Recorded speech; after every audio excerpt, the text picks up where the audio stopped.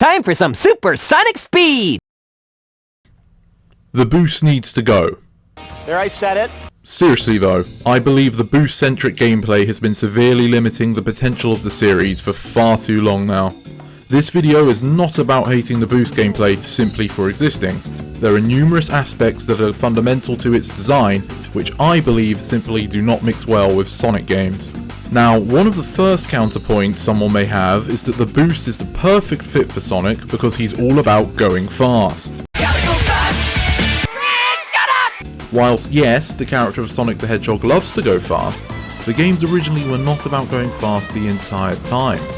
The speed in traditional Sonic games is earned through an understanding of the level and competence with the controls of the character. It was possible to speed through entire levels of past games, but that was representative of the player's mastery. That said, you still had plenty of sections that allowed for fast-paced action. However, another common argument is that whilst, yes, you could go fast in older Sonic games, you could never go as fast as the boost games allow you to go on a consistent basis. This reveals one of the boost formula's inherent problems. Whilst they are correct in that the boost allows players to have reliable access to high speeds, it comes at the cost of player control. Boost titles have all sorts of quick reactionary based set pieces which test the player, but when attempting to control characters in a 3D environment whilst not travelling at full speeds, you will quickly notice how clunky the game controls. Turning at low speeds feels as if you are pushing up against a wall, and the acceleration to higher speeds can seem to just go from 1 to 100 at times. In a platformer, control is one of the most important aspects of gameplay. If you are failing due to perceived control issues, then people end up blaming and getting angry with the game rather than getting better. Once you are at boosting speeds though, there's not much else the game can offer you. Yes, I mentioned the reactionary set pieces and QuickTime events, but once you know them, it becomes very mundane on repeated playthroughs. Something the boost excels at is generating visual spectacle as you blaze through high energy environments, something that, as the boost games progressed, they started to rely more heavily upon. These perks did not come without a cost, and that cost would be paid by replayability. Sonic when boosting is predominantly just blasting ahead or through whatever is in front of him. The sidestep feature allows for repositioning to compensate for the jittery movement you would otherwise experience without it, but this causes many boost sections to feel like a hallway with 3 lanes, where all you must do is choose the correct path. Some of the boost games also assume the player will be boosting at all times, so if you approach some areas whilst not boosting, the gameplay experience completely breaks apart as the designers did not anticipate your behaviour. This is most prevalent in the consistent disappointment that is Sonic Forces. We need to talk! Another downfall of the boost formula is how it has weakened the impact of the supporting cast for Sonic games. Before the people who hate any playable character that isn't Sonic stand up, the series has always prided itself on having a cast of unique characters, with some being playable. The scrapped band idea from Sonic 1 would have meant that Sonic at least had friends if it wasn't removed, and even then they repurposed one of them into Vector the Crocodile down the road. Regardless, ever since Sonic went down the boost style, we lost access to other playable characters. Aside from the removal of side characters being an intentional design choice by Sega, another reason for the continued enforcement of it is that canonically most characters cannot actually achieve the speeds high enough for boost gameplay. It's probably the only reason Sega didn't make Zavok playable in Forces, due to him not being a speed demon, although that didn't stop him getting into Team Sonic Racing. Cringe before Zavok. An issue related to only having Sonic boostable is that it also makes the boost games feel like copies of the same game, but each sequential copy is more corrupt than the last. Past Sonic games at least gave players the option to mix up gameplay, whether that was playing as Knuckles in Sonic 3 to access new paths, or playing as Gamma in Sonic Adventure to race against the clock. Some of you may be thinking that the boost games do allow you to play as multiple characters, and this brings us to the next point of contention. The boost games have an abundance of 2D sections within them. Historically, Sonic released numerous titles, some focused on 3D and others on 2D, meaning that players knew what they were getting into and could purchase whatever interested them.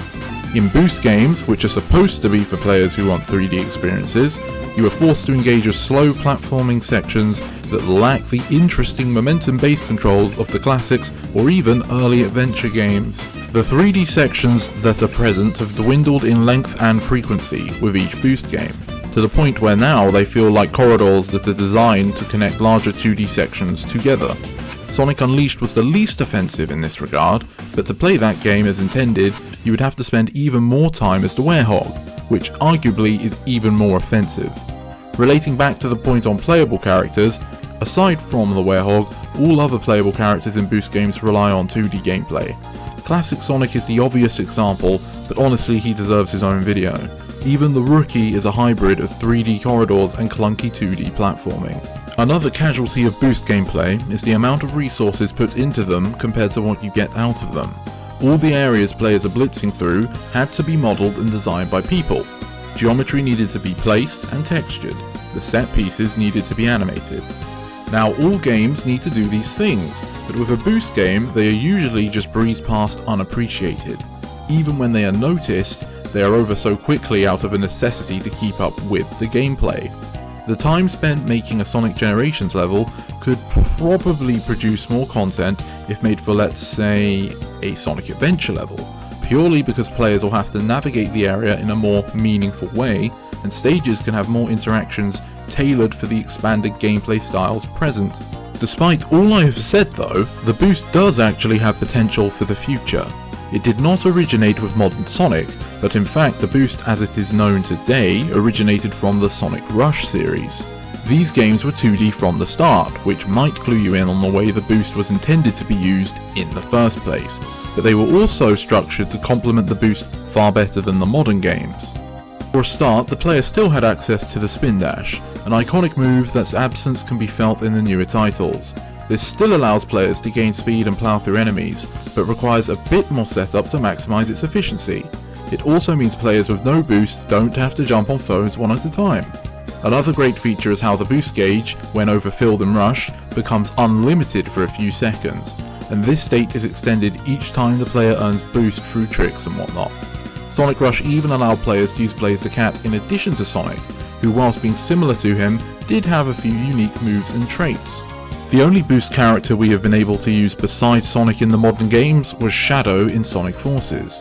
Here he plays as a clone of Sonic, and yes, I know that's how he was in Adventure 2, but his playstyle has developed a lot since his first game, which, whilst being a welcome change of pace, is admittedly still disappointing to not have a more unique playstyle.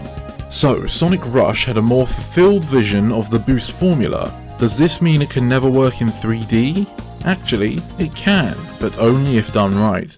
Sonic 06 featured Mach speed sections, where the blue bar would utilise an alternative control scheme for high speeds with dedicated sections. Whilst in the released version they controlled horribly, the idea behind them is perfect for featuring Boost in future Sonic titles. At certain points during some levels, Sonic can have Mach speed sections, however instead of the Sonic 06 controls, make it the Boost style of gameplay. This alleviates the issue of resources being wasted, since the Boost will only be used for a portion of a level instead of the whole thing. It also means that Mach speed sections can incorporate design around the player being aware of when they should or should not boost. I still think it should use some of the aspects of the old Mach speed though, such as Sonic not being stuck in 3 lanes, as well as being able to use the light speed dash to gain speed or boost meter.